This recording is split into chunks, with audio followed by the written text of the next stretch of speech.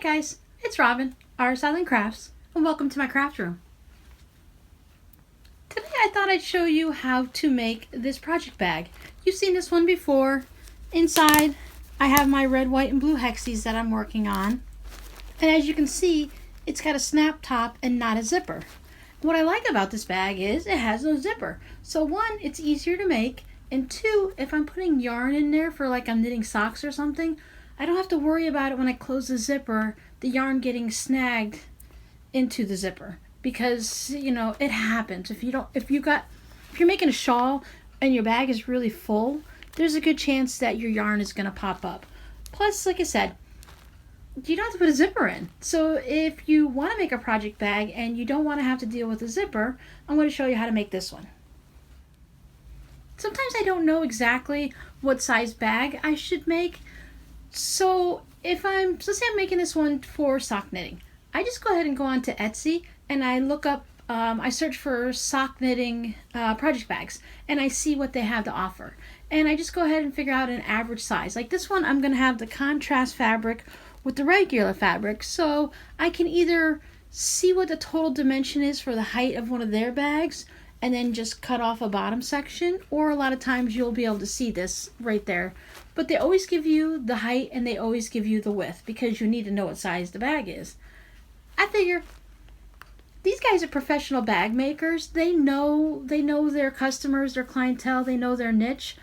I have a problem. I tend to be distance and volume challenged. If we're driving down the road and you want to know how far away the stop sign is, I'm not going to be able to tell you. I'm usually going to be wrong because my eyes just can't judge the distance, and it can't judge what size bag I need to make.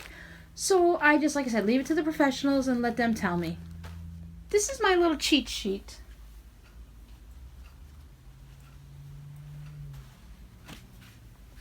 So what I'm going to do, I'm considering the top of my bag the main fabric because that's the most of it.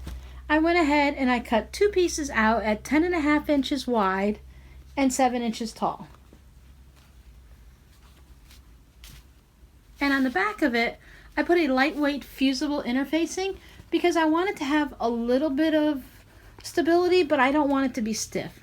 You can use a stiffer interfacing or stabilizer if you'd like to. You can also use quilt batting. I do that a lot, and then quilt it. But this time I'm just going to use this lightweight. And then I cut two of my accent fabrics, and these are going to be on the bottom. They're going to be the same width.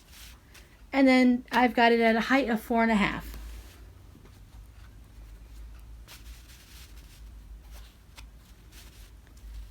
Now I already know for my bag that I'm going to need a lining that measures 10.5 by 11. We can easily tell what our width is going to be because that's a set number. Now you can wait until you get everything stitched together and then just make your lining whatever your height is here. So if you take your main fabric and your accent, we're going to stitch these two together, and then when we iron it open, then you can just go ahead and make your lining whatever the size it is from top to bottom, and then you're going to need two.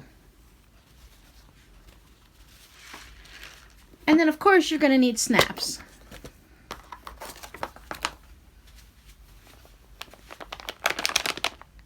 On Amazon, I purchased this Cam Snaps pliers.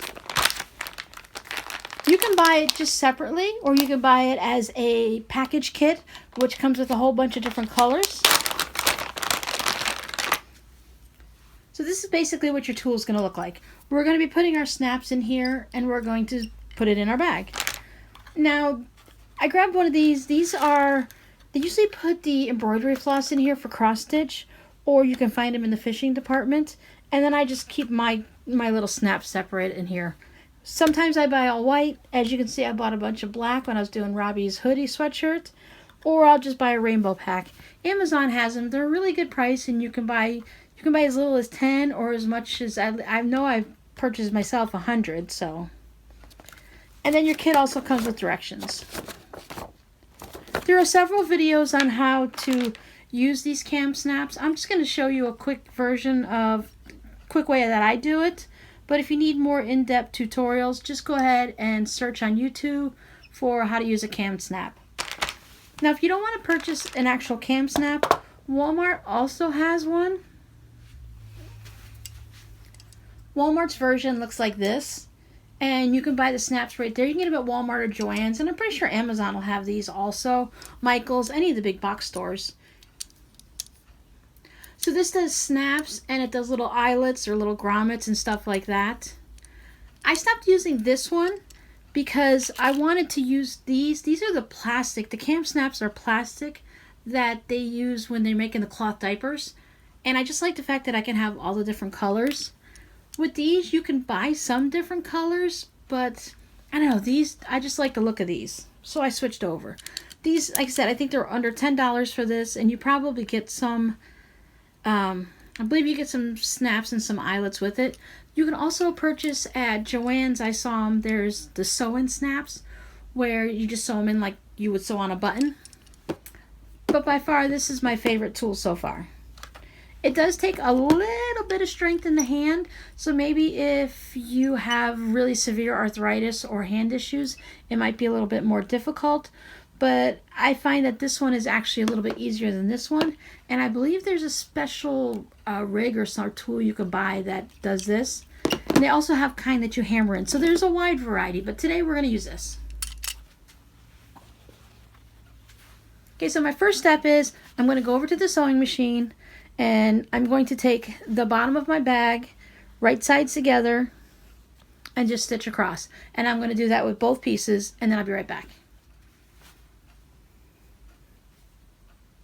Now, after I sewed the contrast fabric onto the main fabric, I ironed it back, and then I also went and did a little top stitch, and I stitched right across here.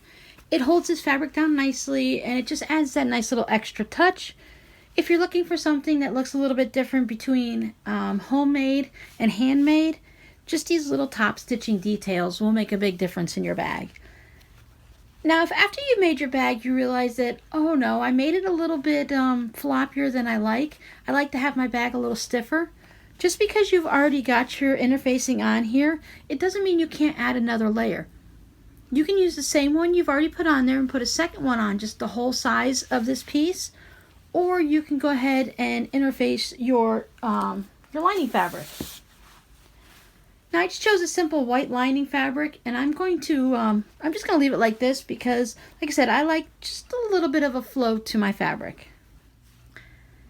After you've sewn your two pieces together, if you notice that your fabric might have moved because you weren't using your walking foot because you forgot to put it on or you just don't have one, and say your bottom piece is sticking out just a little bit, you can go ahead and take your ruler and you can trim up whatever pieces on the side that are sticking out. But what I do is I use this line here, my stitching line, as my squaring up line, and I will go ahead and put one of the thick black lines on there. Just make sure it's nice and level there, and then I trim off whatever pieces off the side that I need. But remember, if you trim more than just a little bit of a scant eighth of an inch off of the bag, you want to make sure both pieces are the same size. So if you end up having to trim a half of an inch off of one piece, you're going to want to make sure your other piece is also the same size, and you'll probably have to trim a half inch off that one also. Now, because we are using snaps instead of zippers, we can move right on to putting our bag together. We're going to take our two front pieces. Love these big giant purple flowers. And you're going to put them together, right sides together. And we're going to go ahead and match up these two seams. We want to make sure when we stitch our bag together and it's open on the side that both of the seams match. This is the spot we're talking about right here. You want to try to keep that as matched as you possibly can because it will be noticeable.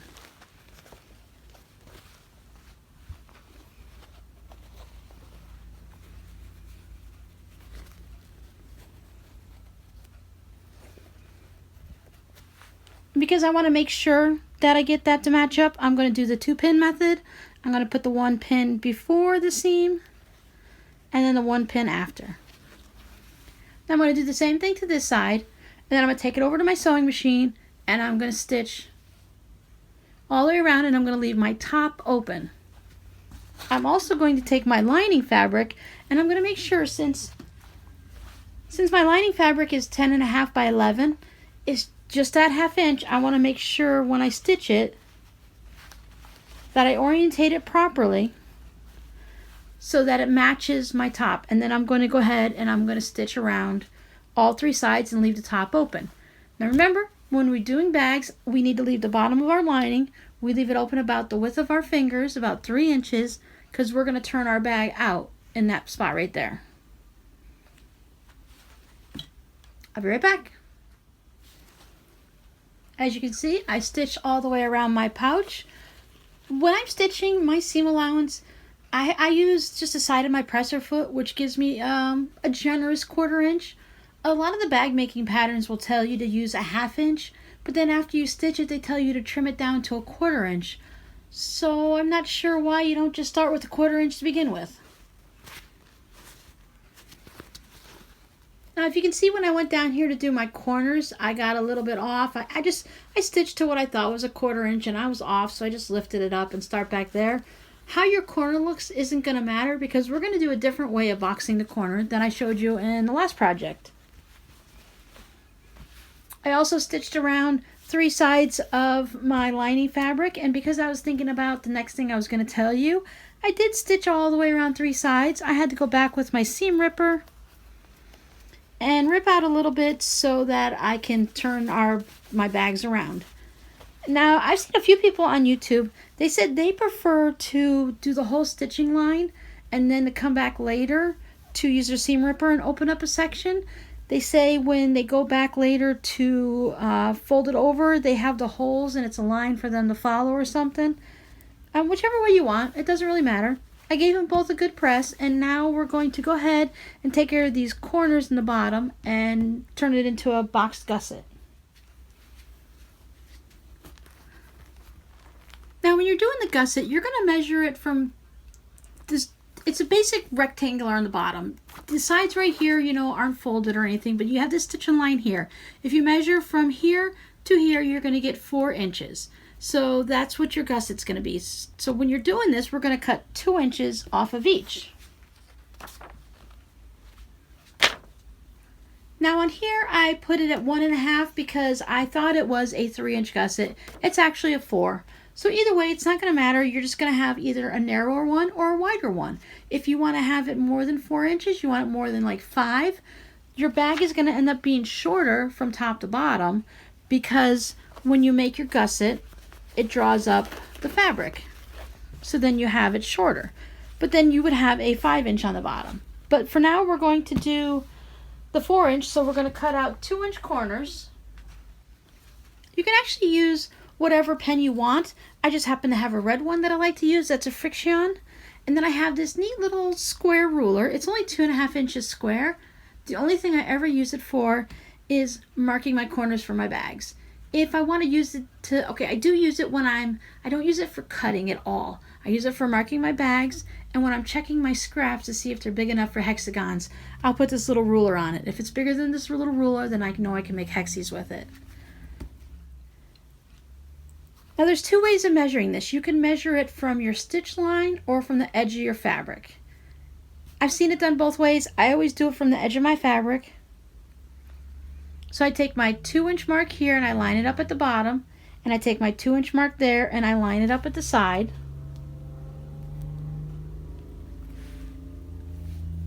And then I draw a line around this little corner here.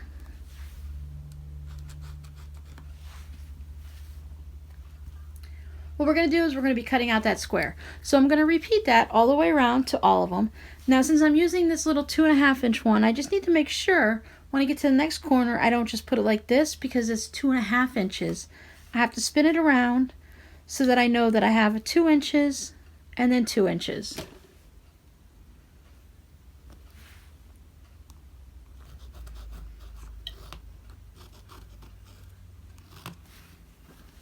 And whatever number there, I'm going to also use the same thing on my lining. Now when I was stitching my lining, I went just a little bit more generous than the side of my presser foot, about 1/8 of an inch more all the way around, because the liner is going inside the bag, and if you make it just a smidge smaller, it lays inside the bag nicer, and it doesn't get all ruffly and bulky in it. And since I'm using the Friction, if I had messed up on doing this at all, I can just put a hot iron on it and that mark will disappear. Plus it's on the inside of my bag, so it won't be seen anyway. I also I used my purple thread when I stitched around this bag, but when I went to my lining, I switched to a white thread because if I'd have stuck with the dark purple, I would have seen the shadows when I turned the bag right side out. You'd have been able to see the thread shadows, and I just don't like the way that looks. Like I said, it's just those little tips and tricks you pick up as you're making bags that you learn how to make it look just a little bit more professional each time you make a new bag.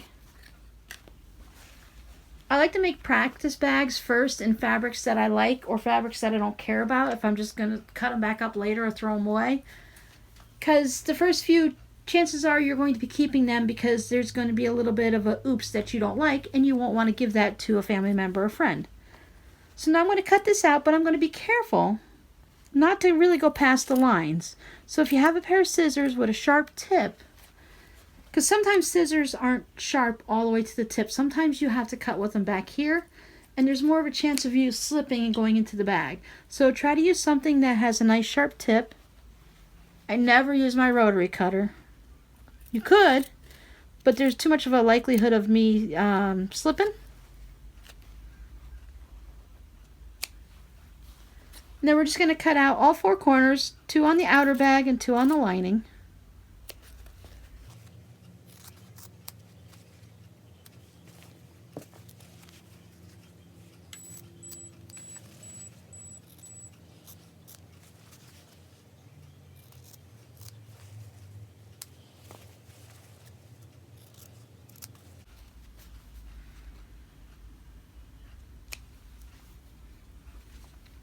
Now I like to save these pieces and I use them in my scrap bin. I used to think, oh, I should probably unpick the stitching. It is not worth it. I just cut the stitching off.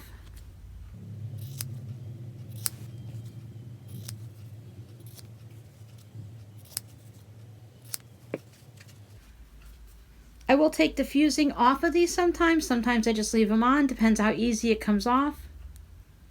Today they're staying on, and then I just go ahead and I put this in with my ticker tape scraps, and I'll just use this. I can use it for an applique or just to sew it down onto a fun project. I don't know if you could see, there's just a hint of red ink left on there. If that were to bother me some, since it's the Friction pen, I would just take it over to my iron.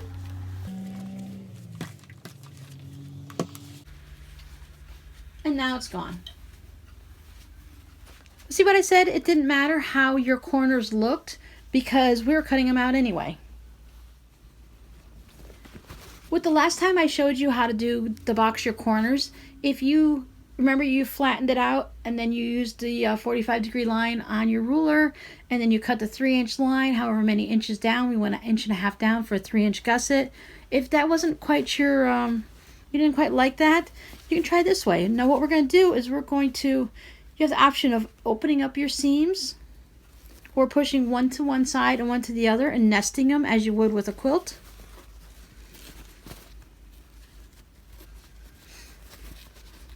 You can iron those seams over if you would like. I usually just hold them with my fingers.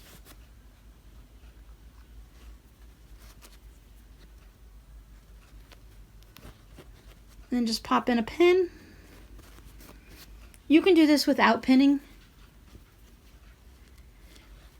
The thing you do want to match up here though is you want to have these seams matched up, because when you flip the bag over, you're going to be able to see the seam line where it goes across the bottom and up the side. Once again, you have a little smidgen of ease that you can go into. If it doesn't quite go perfectly, you'll be okay. But if it's like a 1/4 inch difference, you're going to see it. Unless you have a busy enough fabric, then no one will notice. But if it's your practice bag, you do the best you can, and you'll improve the next time you do it.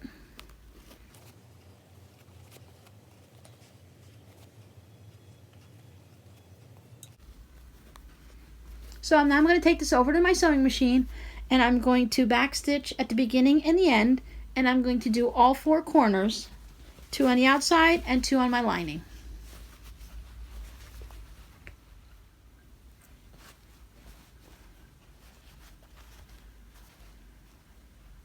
All 4 corners are boxed, and now we're getting closer to having a finished bag. As far as I know, there's only 2 ways to box the bottom of the bag. We learned one the other time where they said you fold it down and you have your triangle piece and you draw a line, you stitch along it, and then you cut off the excess 1/4 inch after. And then this is the one where you have the little cutout corners. Some patterns will have those corners already there for you. This is where I used to get stuck bag making, because it's like that little magical thing. We're going to put the 2 of them together and we're going to stitch around the top, and when we turn it out, we'll have a bag. I used to get very confused because I know they had to go, I thought it had to be a very, very special way. Like you could only put the liner inside the bag, or you could only put the bag in the liner. Basically, you just want to make sure that both right sides are touching. My bag's a little sturdier. I'm going to leave that on the outside. I'm going to turn my liner so it's right side out. And that's what confused me, because now your liner's inside out. I'm going to put it inside my bag. I'm going to make sure that my corners are both matching on both sides. And then I take my seams. My seams down here, it's folded over to the right, so I'm going to let it fold all the way up, and I'm going to take my liner and I'm going to fold in the opposite direction, and I'm going to put a pin in. I found bag making pins are a necessary evil. If you want everything to match up nicely, it's something you just need to use. You can use the clips on this if you'd like instead. I just happen to have my pins out, so that's what I'm using. My seam's going to the left. I'm going to keep it to the left up there so it doesn't twist. I'm going to take my liner and put it to the right, nest them together.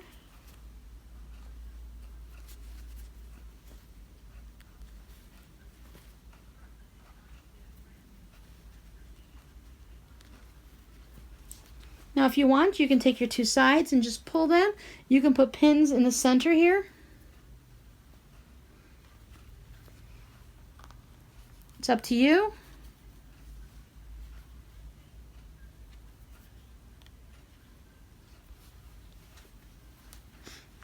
Now we're going to take this to our sewing machine, and we're going to put it on. If you had the arm where you could put like a jean leg in there, you can pop off your arm, put it on here like this, and then you're going to sew around the machine. If you don't have that accessory, if you can't remove things and slide it under your machine, what you're going to do is you're going to lay it on the bed of your machine, and your needles is going to go up and down here. Just keep this bit out of the way, and you're going to rotate it around. So now I'm going to take it over to my machine, and I'm going to stitch completely around using a 1/4 inch seam allowance. Okay, I'm back. The word I was looking for is a free arm. If you have a free arm on your sewing machine, it allows you to do small circumferences like sleeves and pant hems. So I went ahead and I stitched all the way around. I'm switched to the white thread now still, because I want to make sure I'm not going to get any shadows in my lining when I flip it the right side out. So you just put your hand down in here, find a little hole in the center, and you're going to pull your bag out.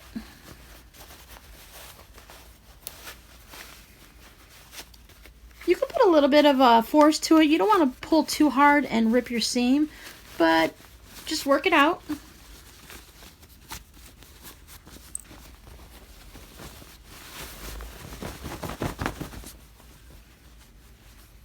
And there we are.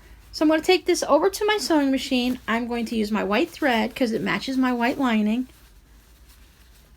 I'm going to stitch this hole closed. And then I'm going to push this down. And I'll show you how we take care of the top. I stitched the hole in the bottom of my lining closed. I stitched as close to the edge as I can get, about within 1/8 of an inch. Now I'm going to take my lining and I'm going to put it back inside my bag.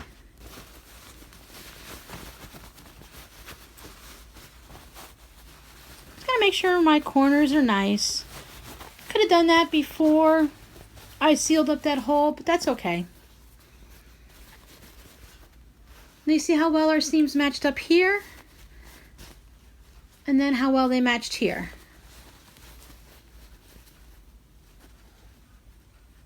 Almost, just barely a thread off here. And then perfect here. If you have to use your seam ripper and do it again, it's okay, do it again. Practice, it's good to, the more practice you get, the better you're going to get with doing your bags. And once again, I want to make sure that I have, with any of my bags, I like to roll the top up just a little bit to make sure that I don't want my lining showing along the top. So I'm going to go ahead and take this over to my iron, and I'm going to press it all the way around and make sure none of my lining is showing over the top of my edge. There we go, all nice and neat. I gave it some good steam, and while I was over there, I also took my bottom corners and I folded this just with one piece like here, and I get a good press on it with some good steam, and I did that with both of my corners on the bottom there. It just kind of makes it sit nice. It looks pretty. When I go to ship them, I fold them down like this. And with those corners all pressed, everything looks nice. Look at that big old flower sitting right there. This is a really nice bag. I have several of this style already in the shop. The link is down below in the description. It's my Art Fire shop. This one will be going up there this weekend, unless I fall in love with it and I just end up keeping it. No, it's going to go in the shop. I have plenty of these bags for myself. So if you're interested in this, just let me know. There's only one of these right now. And if you'd like it, I will put it in the shop and reserve it for you. Now I'm going to take this back to my sewing machine.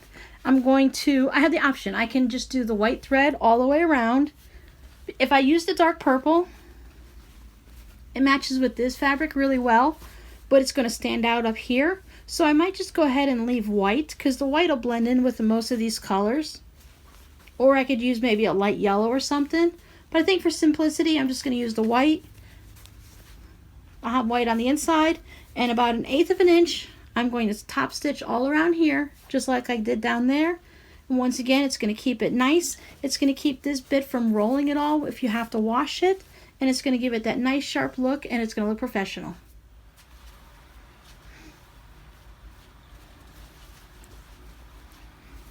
All set. Top stitching is done. When I do my top stitching, I like to start somewhere near a side seam. That way, if you have to back stitch at the end to lock your threads, I do have a setting on my machine where it locks it in place, so I'm okay. But as I'm going around, if I just get a little bit off and I'm a couple stitches below, it'll be over on the side seam and it won't be as noticeable. If your two ends as you're going around don't meet up right here in the front by this big old flower that everyone's going to notice, they're going to see it easily. But if you put it over on the sides, it's not going to be as noticeable. Now our next step is going to be putting the snaps in. So to put the snaps in, we're going to have to use an awl that comes with our kit to put holes in the bag. So I like to make sure I do that on top of my cutting board so I don't dig into my table at all. I'm going to stick with my Friction, or you can also use like maybe a mechanical pencil to mark it. You really don't want to use a giant Sharpie. Even though your snap is going to cover the hole, you're going to make a mark where you're going to put the hole, where you're going to have to put a hole. And then we're going to take this, and we're going to take this pointy end on the back, and we're going to put it in it, and it's going to cover it. But if anything's going to go wrong, it always goes wrong for me. So I want to make sure I'm using something that I can remove or won't be noticeable, just in case I decide that I put the mark here and it's in the wrong spot and I end up putting it in a different spot. So if I use a Sharpie here thinking that I'm going to cover it, but I find out when I do it on the other side that I didn't line up my holes properly and my marks are going to show, I have to put it in a different spot. So make sure your lining's tucked in really well. Take it at your side seams and fold it. Make sure your top is nice and level. And now you have to determine where you're going to put the holes. I went a little snap crazy on this guy.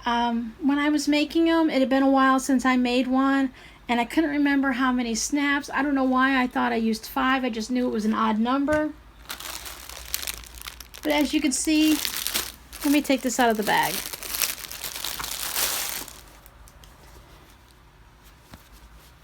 As you can see on this Coca-Cola one, which is in my shop, I used 3. I like to use this little small acrylic ruler. If you're going to be making a lot of these bags, sometimes it's nice to just take a piece of paper, maybe about 1 inch or 2 wide, and make a template for your bag, so that every time you make a bag, if you were to make these for friends or to sell, all your snaps and your holes will be in the same spot, and then you won't have to constantly measure them. And I should probably take my own advice, but knowing me, I would end up losing the paper. Or change my mind about where I want to put the snaps.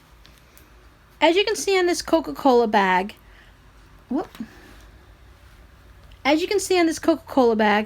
like to put my snaps 1 inch down from the edge of the bag. Sorry about the fan noise earlier, I had it on while I was sewing. I want the first one to be in the center, so I'm going to take my 2 sides, I'm going to fold it in half, and I'm just going to put a pin in the center.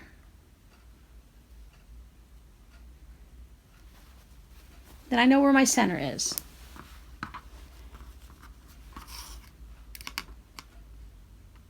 And then I said I want to have it 1 inch down from the top, because what you want to do, since you have, can you see the shadow in here? Where we stitched it and flipped it, you have that 1/4 inch or a little bit more. So you want to make sure you get down past that. Otherwise, you're going through 4 pieces of fabric instead of 2.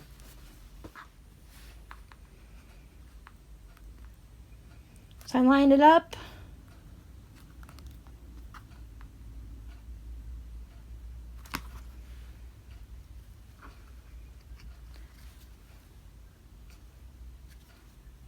Okay, I can read a ruler, really. You guys have probably been screaming at me the whole time. You know how you just get a number in your head and you say it and you just stick with it? This would be 1 inch down. That is too far down. This is a 1/2 inch down. Because if this is my inch mark and I put it on here, that's a 1/2 inch. Yes, I do know how to use a ruler. I'm using this one sideways. Sometimes I get a little lost. Sometimes it's best to go with what you see and not what's coming out of my mouth. I do catch on eventually.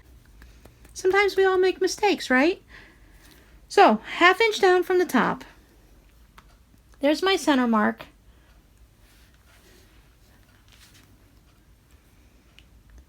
I'm going ahead and just make a little mark right there. Just that tiny little red mark to show where I want to put that. Now from there to here, from the center to the edge, it is 4.5. We got that right now, right? I got that one right. 1, 2, 3, 4.5. Okay, it's 4 and 5/8, but we're calling it 4.5. It's easier that way. This doesn't have to be exactly precise. You just want them even from one side to the other.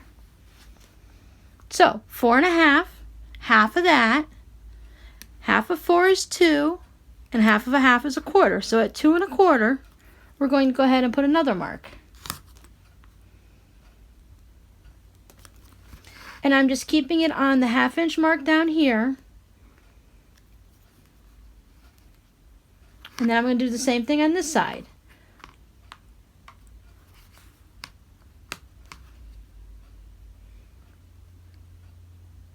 So we're going to go for the 2 1/4. We're going to put the 2 1/4 on our center dot, and over on the edge, everything's lined up.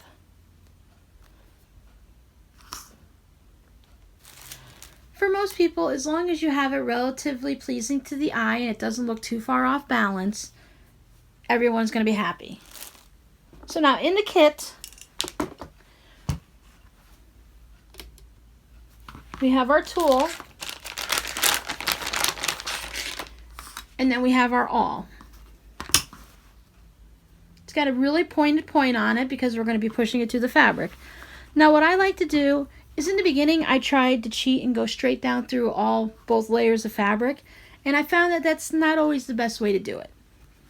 So I hold it up and I make sure I don't put my finger behind where the hole's going to go through. I hold it in one hand here and one hand here, and I hold it taut.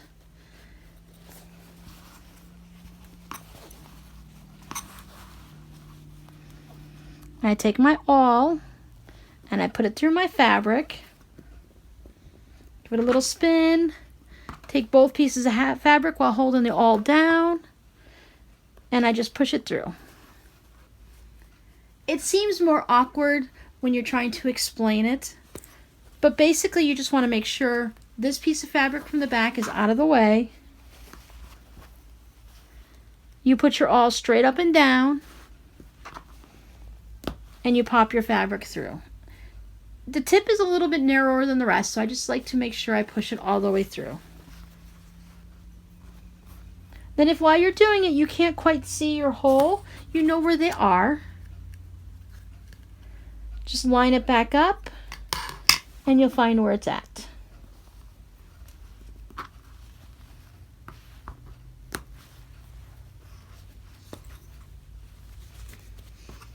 Then I take it and I fold it back over in half again, and I line up my top edge here, make sure it's all nice and even, and then I go back through and I do the second spot. So my awl is going to go right through that hole. Now you could mark it on the other side and do it the same way, but I found that a lot of times I would be off a little bit, and then when you put the bag together it's kind of like crooked and cattywonker.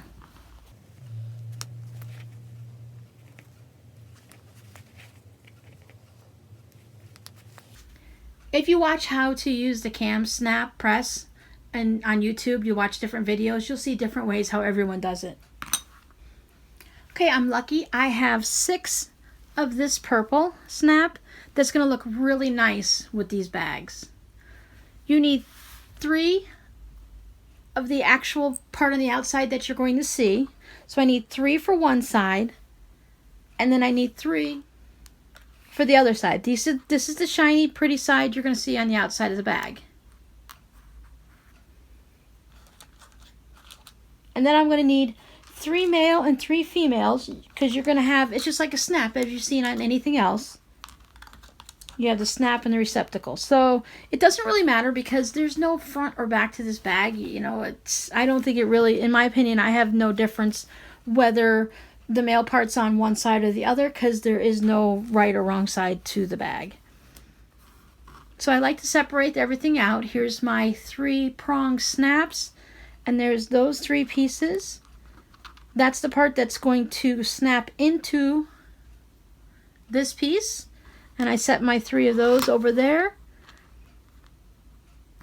As long as you have one of these matching up to one of these, it's not going to matter that much if you have it like this. Now I like to have them all even. I want to have all of the 3 females on one side and all the 3 males on the other. I like to start in the center just because I like to start in the center. You take your prong side, you just put the prong through the hole, and you make sure your pretty color's on the outside. And then I take my male part and I make sure this is the part that has to go against my fabric. This is the part that's going to go inside the female part on the other side of the snap. So I make sure I have it on like that. This little tool has a little cup right here that holds this part. So I'm going to put the smooth part of it there. And it's got this little rubber gasket, and I'm going to slowly crimp it down. I like to put it on a hard surface. I'm going to show it to you with one hand. I have a bad shoulder and I have nerve damage in my neck, so I don't have a lot of strength in either of my hands, but you can do this one-handed. If you have arthritis, it might be a little bit more work. After I do the first one straight down, I like to just turn it a quarter turn, and I give it another press, and I squeeze with both hands. If you're doing a lot of these in a row and you have some type of an arthritic or some type of a hand, elbow, shoulder issue, you might not want to do more than one bag at a time. If you do an assembly line sewing for your shop or for a craft fair, you might want to take a break and only do a few of these at a time. And then on the other side,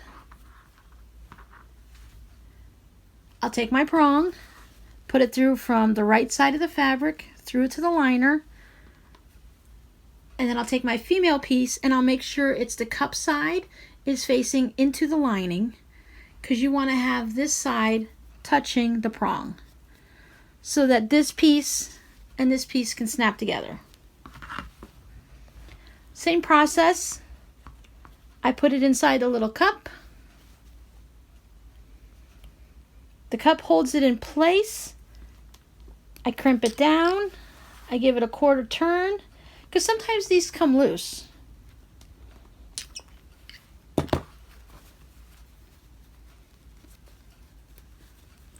And they both snap together, and they make this satisfying sound. I'm going to go ahead and put the other two in, well, the other four in, and then I'll show you what it looks like.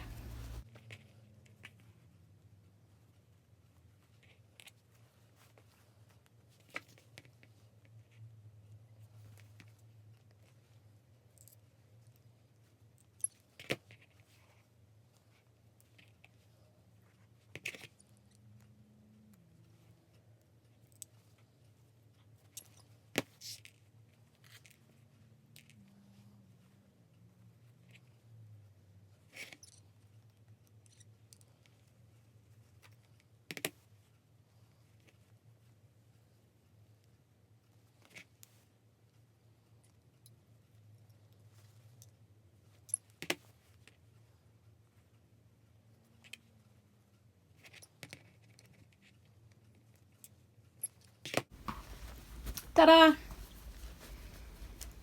Go ahead and snap your snaps.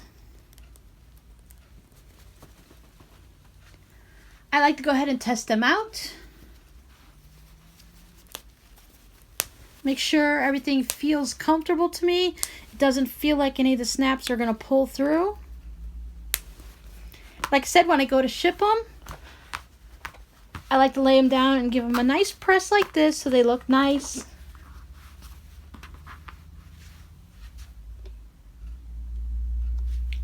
See how nice the purple snaps look with this? They have a rainbow of colors.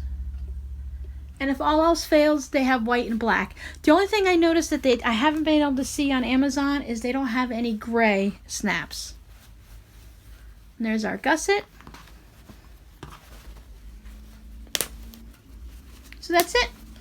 If you have any questions, go ahead and leave them down below in the comments. If you like videos like this, please go ahead and like the video and subscribe to my channel. That lets me know that you'd like to see more like this, and it lets YouTube know that you like to see these types of videos, and they will suggest more for you. Thank you very much for hanging out with me in my craft room and sewing a snap bag with me today. Remember, if you like this bag, leave a mention down in the comments and I will reserve it for you. Otherwise, it will be in my art fire shop, linked down in the down bar. And we'll see you next time. Happy crafting. Bye.